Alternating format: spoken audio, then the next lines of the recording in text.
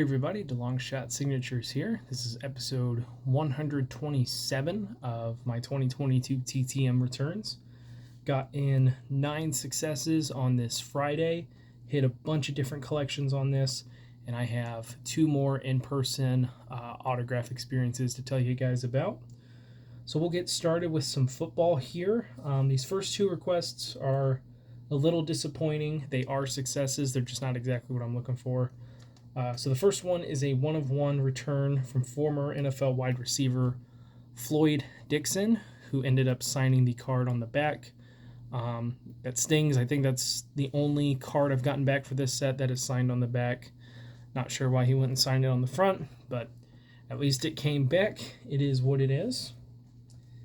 Then this one was a 2-of-2 success. I don't know what kind of marker he used, but it did not stick very well. It still kind of smears at the touch, so I'm going to have to be really, really careful with it. But this is a 2-of-2 success from former Toledo college football head coach Tom Amstutz. So this one turned out okay. You can still see it. He signed it in a light spot. That's all right. This one is really hard to tell, and most of it smeared off onto the back of the other photo, and it smeared a little bit more when I was checking it out earlier. But he had a pretty decent career as the head coach of Toledo. I think he won 2 bowl games with them.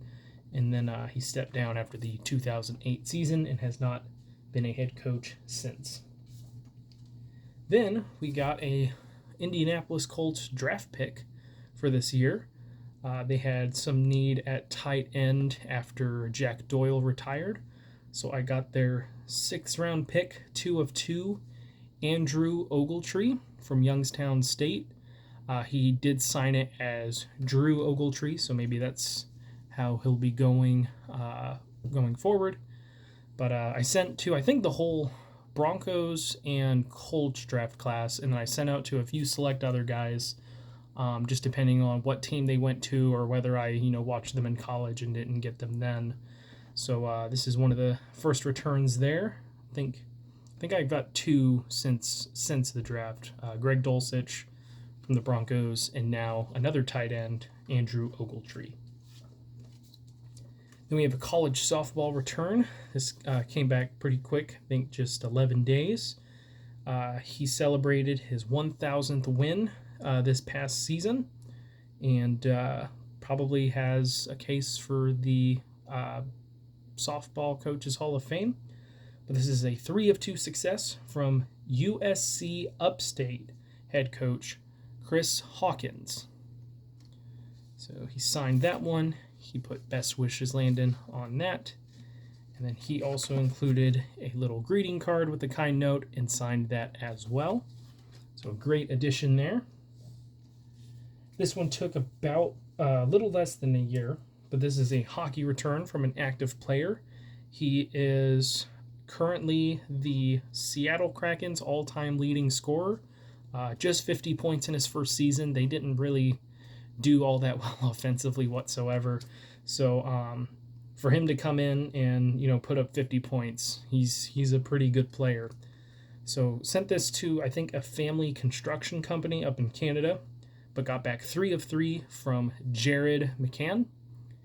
He was with the Pittsburgh Penguins, was looking like he would be a real solid piece there. He was traded to the Toronto Maple Leafs in advance of the expansion draft as bait, so that the Maple Leafs wouldn't lose any of their other players that they had to expose. Seattle went ahead and took him. I know a lot of Maple Leafs fans were very upset because they didn't have to spend all that much to get McCann on their roster, and to lose him for nothing compared to what they could have gotten off their books. That one kind of stung a little bit. So strange move, but glad to see him doing well with a new franchise. Then I got back 2 returns from the same NASCAR driver. I'm going to show this one first. This one I sent at the beginning of this season. It is a 4-of-4 success from William Byron. He did sign these in silver, not the cleanest or clearest silver Sharpie there, but still shows up pretty decently on these cards. Hit a whole bunch for the 2021 Don Russ set. And then this one, I thought maybe I sent it out recently because I've been trying to go back through my sets and send the oldest cards that I have remaining for drivers instead of focusing on the new ones so much because I skip so many of them. So I thought maybe this was something I sent out recently or at the end of last season, but I'm starting to think this took 1,600 days to get back because all of these cards I would have sent out right at the start of the 2018 season with what I was working on at the time. So I'm pretty sure this is 1,600 days later, but got 3 more from William Byron. What's kind of weird about these, though, is that they are signed in black as opposed to the silver. Not sure if that's because the Sharpie died and he just switched to another one, maybe felt it would work a little bit better. But the cards did come back a little bit damaged. Not too bad. It's not super noticeable and everything. But if it was the one that was from 1,600 days ago, there's probably a chance that they've actually been signed for a while and just got lost because those were sent to Hendrick Motorsports and he didn't sign from there for at least a couple of seasons. He has a new address that he signs from pretty regularly, and he might have just now, him or his team that work on his autographs and stuff might have just now found that. I'm not sure, but really glad to get all these added for the sets. Finally got a success from a Formula One driver. This is a former Formula One driver. He doesn't have any wins, just 1 podium to his name. But, I've been 0 for 3 so far with the returns I've gotten back. So it's nice to get someone. So this guy signed 3 of 2. This is Richard Atwood, who won the 1970 Le Mans. I think that's how it's called, Le Mans race, with like Hans Hermann or something like that. So he signed both of my photos and then included one of his own. Really glad to get that. Hopefully I can start getting a couple more drivers. I did see someone get a pretty nice success today from one of the teams. I might have to look into sending to them before the season ends. And then last TTM success, sticking with the racing theme, got a 1-of-1 return from former IndyCar and Cup Series driver Chet Phillip. So he participated in both IndyCar and the Winston Cup Series around the mid-'80s. Didn't win anything. Didn't have really any big-time finishes or anything like that. But he was a pretty decent driver. He raced in a lot of lower series, though, and he won a championship after USAC Silver Crown or something like that left, and it was on short tracks. He didn't win any races that year, but he did so well that he still won the championship despite all that. So that is it for the TTM successes. Then, like I said, I had the opportunity to go to a couple more autograph signings today. Didn't go to the track, didn't do any, in-person graphing like that.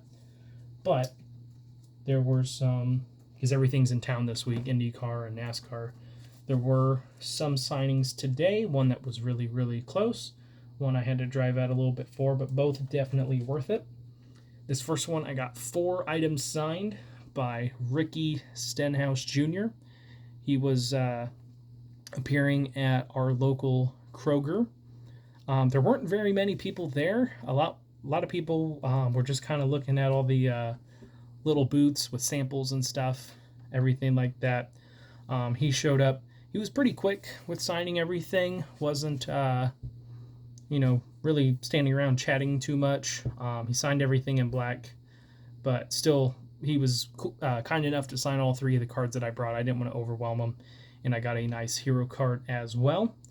So got there pretty early. Probably took 5 minutes to get my stuff signed after showing up. So I was able to go to the next signing with some time to spare. And from what someone else was telling me, this was the first signing that they've seen this guy do in like 4 years. And I haven't been able to get him in person since 2017. So it's been 5 years for me. But really glad to have gotten the opportunity to meet future Hall of Fame NASCAR driver Kevin Harvick again. So I only brought 2 cards. I figured that his signing was going to be way busier. It was only an hour. It started getting pretty busy by the time it started, but it wasn't nearly as bad as I think any of us thought it was going to be. But he was super cool about it. He was talking with people, signing stuff, taking pictures, more so than, just going through the motions. Like he seemed genuinely happy to be there. He was super cool about everything. And shout out to Todd, who I met. I think I've met you at the track a couple times before, but I don't think we ever really talked directly to each other. But I mentioned him during my IMS recaps in the month of May. Got to see him again. We chatted real quick. Good to see you, bud. Still haven't gotten Paul Menard yet, but if I do, I will let you know. But really, really good day so far. Good day overall. And I almost missed this because my alarm didn't go off. I got up super early in the morning, had to take care of something, and then went back to bed. My alarm didn't go off, and I woke up 20 minutes before the Ricky Stenhouse signing. So thankfully it was right in town. I was able to get there just in time. But didn't miss out on anything. Got to do all this, and then a nice stack of mail was waiting for me at home. So thank you guys for watching. I really appreciate it. It helps me out a lot. Best luck with your guys' collecting. Take care.